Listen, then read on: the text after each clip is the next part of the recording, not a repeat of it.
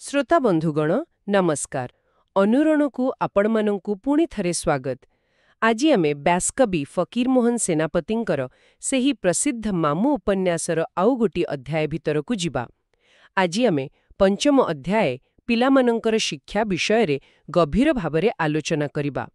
हाँ तेबे आलोचना आरंभ करिबा आगुरु आम चैनल को जो माने सबुबले साहाय्य करूछंती समर्थन देउछंती से समस्तंकु बहुत बहुत धन्यवाद। आपण मानकर एही प्रोत्साहन आम पई सत्तिरे बहुत मूल्यवान। जदि आपणको अनुरणर ए काम भल लागुछि आउ आपण चाहंती आमे आहुरी आगुकु बढ़ू तेबे स्क्रीन उपरे दिया जाइथिबा क्यूआर कोड स्कैन करी आपण एक छोटो आर्थिक सहायता पठेई परिबे किंबा आमर एही आलोचना गुड़िकु बेशीरु बेशी लोकंक पाखरे पहुंचांतु शेयर करंतु एहा भी आम पई बड़ साहाय्य हेबो। आउ हाँ गपर पूरा मर्म बुझिबा पई आउ आगामी अध्याय विषय रे जानिबा पई शेष पर्यंत आम सहित रुहंतु। तेबे चालंतु आउ डेरी न करी आरंभ करिबा आजिर आलोचना। एई अध्याय रे फकीर मोहन सेतेबेळेकार समाज रे पिलामानंकर शिक्षा दीक्षा सेमानंकर चरित्र आउ परिवार रो माहौल को केमिति देखैचंती से विषय रे आज आमे कथा हेबा। निश्चय निश्चय देखंतु पिलामानंकर शिक्षा अध्यायटा खाली केईटा पिलांकर पाठपढ़ा कथा नै एटा प्रकृतरे से समयर सामाजिक चिंताधारा शिक्षा को लोके केमती देखुथिले एपरिकी सेतेबेले थिबा लिंगगत भेदभाव सबु किछिरे एक प्रतिफलन माने गोटे परिवार कहानी भितरे पूरा समाजर गोटे छोट चित्र देखिबा को मिले। चलंतु एहार अलग अलग दिग को टिका भल कर देखिबा। हाँ तेबे कहानीर आरंभ हेउछि कटक सहरर नाजार दासरथी दासंक परिवाररु। तांकर दुई पुओ अछंती बड़ पुओ बानामाळी आउ सानो पुओ नटबर आउ जणे झियो भी अछंती तांको ना हेउछि चांदमणि। तेबे सेठी पिलामानंकर पाठपढ़ा व्यवस्था केमथि थिला? हाँ देखंतु सेतेबेले जहा चलीथिला दुई पुओ तो इंग्रेजी स्कूल रे पढुथिले। से समय रे इंग्रेजी पाठ पढ़िबाटा एक प्रकार माने संभ्रांत परिवार रो परिचय थिला विशेष करी सरकारी चाकरियांक पिलामानंक पई। किंतु झियो चांदमणि ता क्षेत्र रे कथा अलगा। से तो करण घर झियो तेनु समाज रो जो नियम कटकणा थिला सेई अनुसारे से बाहर को जाई पाठ पढ़िबा विशेष करी चाली चाली स्कूल जीवा से कथा उठु नथिला।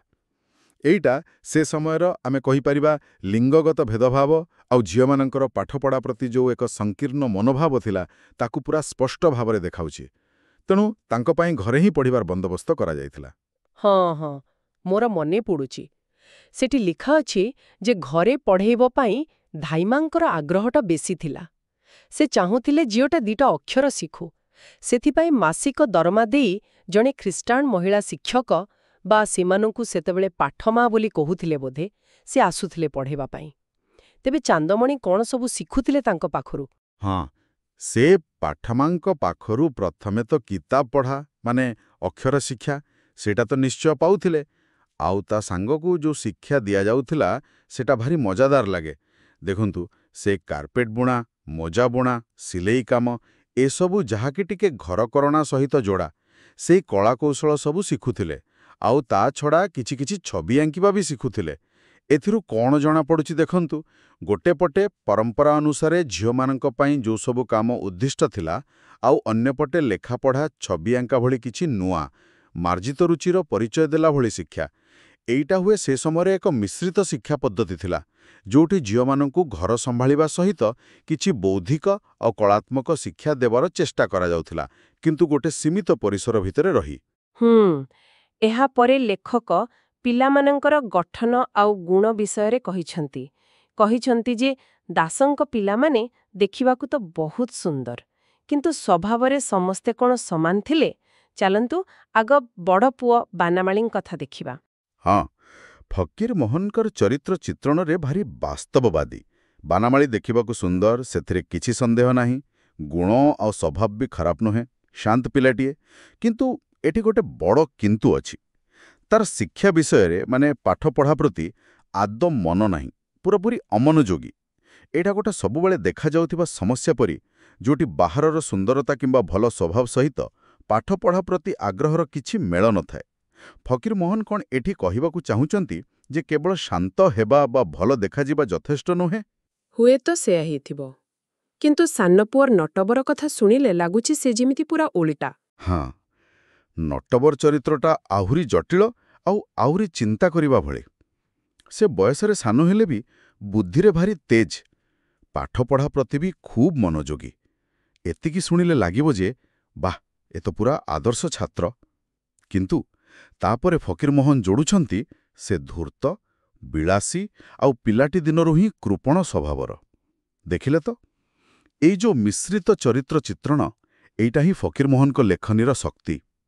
ଜଣେ ପିଲା ଏକା ସାଙ୍ଗରେ ବୁଦ୍ଧିମାନ ବି ହେଇପାରେ, ଧୂର୍ତ୍ତ ବି ହେଇପାରେ, ପାଠୁଆ ହେଇ ବି ଲୋଭୀ ହେଇପାରେ। ଏହା ସମାଜରେ ଦେଖାଯାଉଥିବା ମଣିଷର ସେହି ଜଟିଳ ପ୍ରକୃତିକୁ ହିଁ ଦେଖାଏ। ଆଉ ହୁଏ ଏଇ ଚରିତ୍ର ଆଗକୁ କାହାଣୀରେ କିଛି ଗୁରୁତ୍ୱପୂର୍ଣ୍ଣ ମୋଡ଼ ଆଣିପାରେ। ଆଚ୍ଛା, ଆଉ ଝିଅ ଚାନ୍ଦମଣି, ତା ବିଷୟରେ ଲେଖକ କ'ଣ କହୁଛନ୍ତି? ଚାନ୍ଦମଣିକୁ ଲେଖକ ଏକ ପ୍ରକାର ଆଦର୍ଶ ଭାବରେ ହିଁ ଦେଖେଇଛନ୍ତି। କହୁଛନ୍ତି ତାର ରୂପ ଯେମିତି, ଗୁଣ ବି ସେମିତି। ମାନେ ସେ ସୁନ୍ଦରୀ ଆଉ ସୁଶୀଳା। ଆଉ ତା ସହିତ ପାଠପଢ଼ାରେ ସେ ଏତେ ଆଗରେ ଯେ ମନେ ହେଉଛି ସତେ ଯେମିତି ବିଦ୍ୟାଦାତ୍ରୀ ଦେବୀ ସରସ୍ୱତୀଙ୍କର ତା ଉପରେ ସ୍ୱତନ୍ତ୍ର କୃପା ରହିଛି। ଏହି ତିନି ପିଲାଙ୍କର ଏ ଯୋଉ ଭିନ୍ନ ଭିନ୍ନ ଚରିତ୍ରର ଚିତ୍ରଣ, ଏହା ପରିବାରର ଭିତର କଥା ଆଉ ଭବିଷ୍ୟତର ସମ୍ଭାବନାକୁ ବି କିଛିଟା ସୂଚନା ଦେଉଛି। ଏସବୁ କଥା ଶୁଣିଲେ ତ ଲାଗୁଛି ବାପା ଦାଶରଥୀ ଦାସ ନିଜେ ପିଲାଙ୍କ ପାଠପଢ଼ା ନେଇ ନିଶ୍ଚୟ ଆଗ୍ରହୀ ଥିବେ, ନହେଲେ ଏତେ ସବୁ ବ୍ୟବସ୍ଥା କାହିଁକି କରିଥାନ୍ତେ? ହଁ, ଆପଣଙ୍କ କଥା ବିଲକୁଲ ଠିକ୍। ଦାଶରଥୀ ଦାସଙ୍କର ଆଗ୍ରହ ନିଶ୍ଚୟ ଥିଲା। ସେ ଚେଷ୍ଟା ବି କରୁଥିଲେ ପିଲାମାନଙ୍କୁ ଭଲ ଶିକ୍ଷା ଦେବା ପାଇଁ। କିନ୍ତୁ ଏଇଠି ଫକୀରମୋହନ ଆଉ ଗୋଟେ ବାସ୍ତବ କଥାକୁ ଆମ ସାମ୍ନାକୁ ଆଣିଛନ୍ତି। ସେଇଟା ହେଲା ସମୟର ଅଭାବ। ନାଜର ଭାବେ ତାଙ୍କର କାମ ଏତେ ବେଶୀ ଥିଲା, ସେ ଏତେ ବ୍ୟସ୍ତ ରହୁଥିଲେ ଯେ ପିଲାମାନେ କ'ଣ ପଢ଼ୁଛନ୍ତି, କେମିତି ପଢ଼ୁଛନ୍ତି, ସେମାନଙ୍କର ପ୍ରକୃତରେ କ'ଣ ଦରକାର, ଏସବୁ ଭଲ କରି ବୁଝିବା ପାଇଁ ତାଙ୍କ ପାଖରେ ସମୟ ହିଁ ନଥିଲା। ଆଉ ଏଇଟା କ'ଣ କେବଳ ସେଇ ସମୟର କଥା? ଆଦୌ ନୁହେଁ। ଆଜିକାଲି ବି ଦେଖିବେ ଅନେକ ବାପା ମା ଏହି ସମସ୍ୟାର ସାମ୍ନା କରୁଛନ୍ତି। ଇଚ୍ଛା ଅଛି କିନ୍ତୁ ସମୟ ନାହିଁ। ଏହାର ପରିଣାମ କ'ଣ ହେଇପାରେ, ସେଇଟା ଗୋଟେ ବଡ଼ ପ୍ରଶ୍ନ। ଏହାପରେ ଅଧ୍ୟାୟର ଗୋଟିଏ ଆପତିର ଖାଇବା ବେଳାର ଦୃଶ୍ୟ ଅଛି, ଯାହାକୁ ଫକୀରମୋହନ ବହୁତ ଜୀବନ୍ତ ଭାବରେ ବର୍ଣ୍ଣନା କରିଛନ୍ତି। ନାଜର ଦାସ ରଥୀ ଦାସ ଖାଇବାକୁ ବସିଛନ୍ତି, ପାଖରେ ତାଙ୍କ ସ୍ତ୍ରୀ ସରସ୍ୱତୀ ଦେଇ ବସି ପଙ୍ଖା କରୁଛନ୍ତି, ଆଉ ଝିଅ ଚାନ୍ଦମଣି ବାପାଙ୍କ ପାଖରେ ବସି ଖାଉଛି। ସେଠି ଲେଖା ଅଛି ଯେ ସେ ପ୍ରତିଦିନ ରାତିରେ ବାପାଙ୍କ ସାଙ୍ଗରେ ହିଁ ଖାଏ। ହଁ, ଏଇ ଦୃଶ୍ୟଟା, ଏଇଟା ହେଉଛି ଫକୀରମୋହନଙ୍କର ସେଇ ସୂକ୍ଷ୍ମ ପର୍ଯ୍ୟବେକ୍ଷଣ ଶକ୍ତି ଆଉ ବାସ୍ତବବାଦୀ ଚିତ୍ରଣର ଗୋଟେ ଚମତ୍କାର ନମୁନା। ଦେଖନ୍ତୁ କେମିତି ସାନ ସାନ କଥାକୁ ସେ ଧରିଛନ୍ତି। ଚାନ୍ଦମଣିର ସେଇ ପିଲାଳିଆମି, ଖାଇବାବେଳେ ଭାତକୁ ଏପଟ ସେପଟ କରିବା, ଚାରିଆଡ଼େ ବିଞ୍ଚିବା, ଖାଉ ଖାଉ ହଠାତ୍ ଉଠି ଦୌଡ଼ି ପଳେଇବା, ପୁଣି ଧାଇମାଙ୍କ ତାଗିଦ ଶୁଣି ଡରିକି ଆସି ବସିପଡ଼ିବା, ଏସବୁ ଏତେ ସ୍ୱାଭାବିକ ଲାଗୁଛି ଯେ ପଢ଼ିଲା ବେଳକୁ ମନେ ହେବ ସତେ ଯେମିତି ଆମେ ନିଜେ ସେଇ ଦୃଶ୍ୟଟା ଦେଖୁଛୁ। ଏଇଟା ଖାଲି ଗୋଟେ ଦୃଶ୍ୟ ବର୍ଣ୍ଣନା ନୁହେଁ, ଏହା ଭିତରେ ଚାନ୍ଦମଣିର ଚରିତ୍ର, ତାର ଚପଳ ସ୍ୱଭାବ ଆଉ ପରିବାର ଭିତରେ ତାର ସ୍ଥାନ, ସବୁକିଛିର ଝଳକ ମିଳୁଛି। ଆଉ ଏଇ ଖାଇବା ସମୟରେ ହିଁ ସରସ୍ୱତୀ ଦେଇ ଗୋଟେ ପ୍ରଶ୍ନ ପଚାରୁଛନ୍ତି। ସେ ତାଙ୍କ ସ୍ୱାମୀଙ୍କୁ ପଚାରୁଛନ୍ତି, ହଇହେ ଭାଇସାନ୍ତ, ଆଜି ଉପରବଳି ଯେଉଁ ପିଲା 2 ଜଣ ଆମ ଦୁଆରକୁ ଆସିଥିଲେ, ସେମାନେ କିଏ?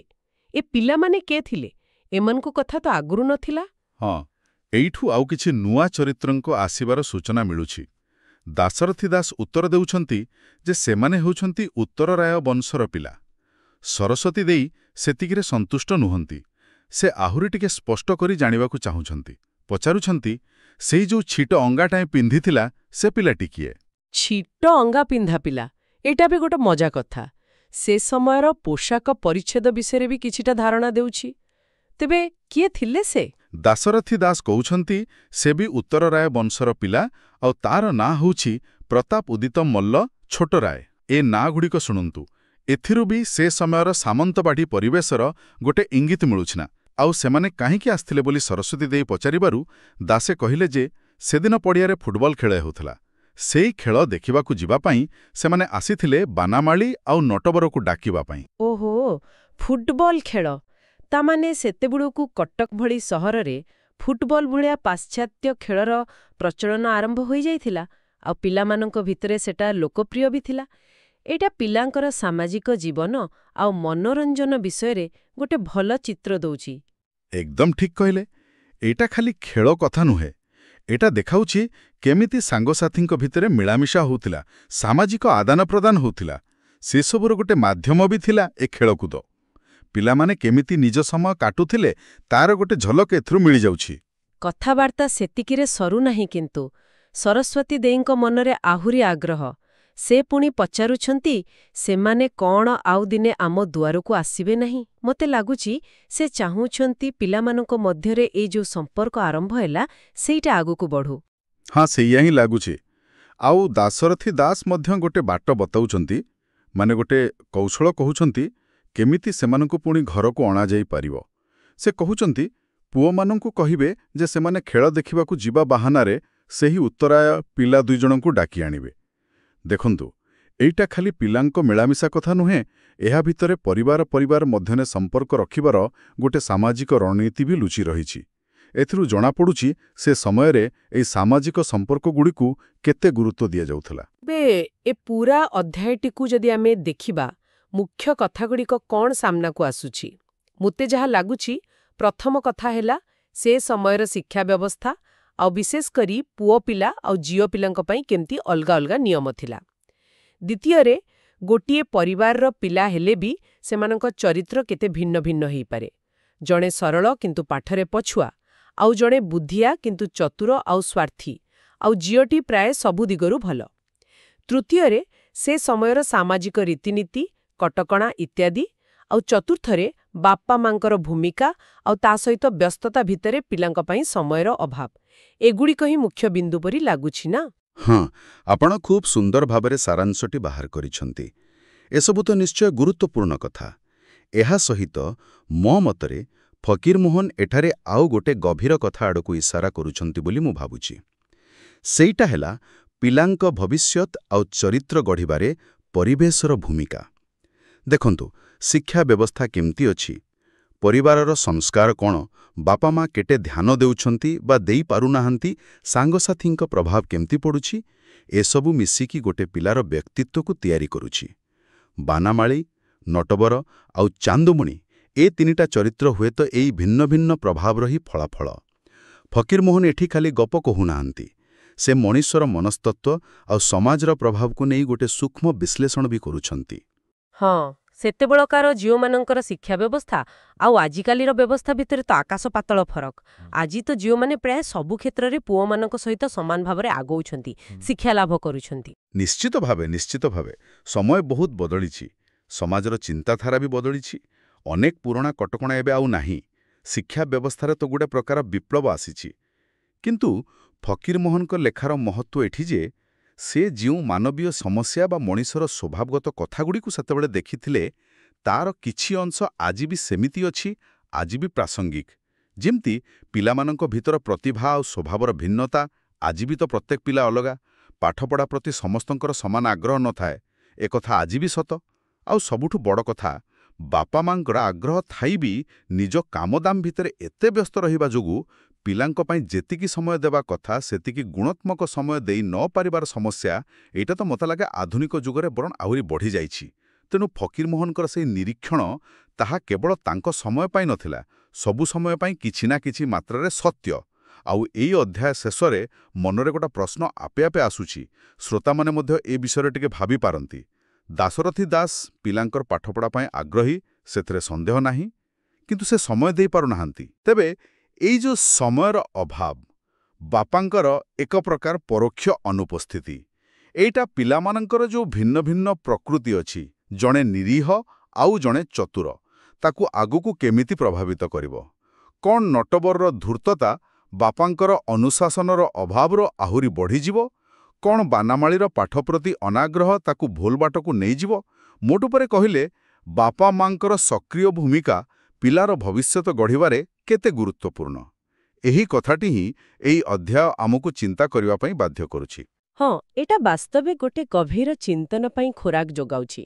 ଆଶା କରୁଛୁ ପିଲାମାନଙ୍କ ଶିକ୍ଷା ଅଧ୍ୟାୟ ଉପରେ ଆମର ଏହି ଆଲୋଚନା ଶ୍ରୋତାମାନଙ୍କୁ ନିଶ୍ଚୟ କିଛି ନୂଆ ଦୃଷ୍ଟିକୋଣ ଦେଇଥିବ, ଆଉ ଫକୀରମୋହନଙ୍କ ଲେଖାକୁ ଆହୁରି ପାଖରୁ ଅନୁଭବ କରିବାରେ ସାହାଯ୍ୟ କରିଥିବ। ମାମୁଁ ଉପନ୍ୟାସର ପରବର୍ତ୍ତୀ ଅଧ୍ୟାୟର ଆଲୋଚନା ନେଇ ଆମେ ଖୁବ୍ ଶୀଘ୍ର ଫେରିବୁ। ସେ ପର୍ଯ୍ୟନ୍ତ ଅପେକ୍ଷା କରନ୍ତୁ। ଆଉ ଗୋଟେ କଥା, ଆପଣମାନେ ଯଦି ଓଡ଼ିଆ ସାହିତ୍ୟର ଆଉ କୌଣସି ଗଳ୍ପ କିମ୍ବା ଉପନ୍ୟାସର କୌଣସି ନିର୍ଦ୍ଦିଷ୍ଟ ଅଧ୍ୟାୟ ଉପରେ ଏଇଭଳି ଆଲୋଚନା ଶୁଣିବାକୁ ଚାହୁଁଛନ୍ତି, ତେବେ ଆମକୁ କମେଣ୍ଟ ବକ୍ସରେ ନିଶ୍ଚୟ ଲେଖି ଜଣାନ୍ତୁ। ଆମେ ନିଶ୍ଚୟ ଆପଣଙ୍କ ପସନ୍ଦକୁ ଗୁରୁତ୍ୱ ଦେବୁ। ଆଜିର ଏହି ଆଲୋଚନାରେ ଆମ ସହିତ ଯୋଡ଼ି ହୋଇଥିବାରୁ ସମସ୍ତ ଶ୍ରୋତାଙ୍କୁ ଆମର ଆନ୍ତରିକ ଧନ୍ୟବାଦ।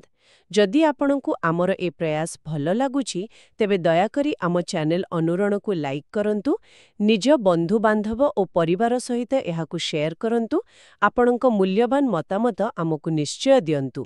ଆଉ ଯଦି ଏପର୍ଯ୍ୟନ୍ତ ଆମ ଚ୍ୟାନେଲକୁ ସବସ୍କ୍ରାଇବ୍ କରିନାହାନ୍ତି, ତେବେ ଦୟାକରି ସବସ୍କ୍ରାଇବ୍ କରନ୍ତୁ। ଆମର ଏହି ଓଡ଼ିଆ ପଡକାଷ୍ଟକୁ ଆଗକୁ ବଢ଼ାଇବାରେ ଆପଣମାନଙ୍କର ସହଯୋଗ ଆମ ପାଇଁ ବହୁତ ଜରୁରୀ। ଆଗାମୀ ଆଲୋଚନାର ସୂଚନା ଶୀଘ୍ର ପାଇବା ପାଇଁ ବେଲ୍ ଆଇକନ୍ଟିକୁ ଦବାଇବାକୁ ଜମା ବି ଭୁଲିବେ ନାହିଁ। ପୁଣି ଦେଖାଇବା ଆଉ ଏକ ନୂଆ ଆଲୋଚନା ସହିତ। ସେ ପର୍ଯ୍ୟନ୍ତ ଆମକୁ ବିଦା ଦିଅନ୍ତୁ। ଧନ୍ୟବାଦ।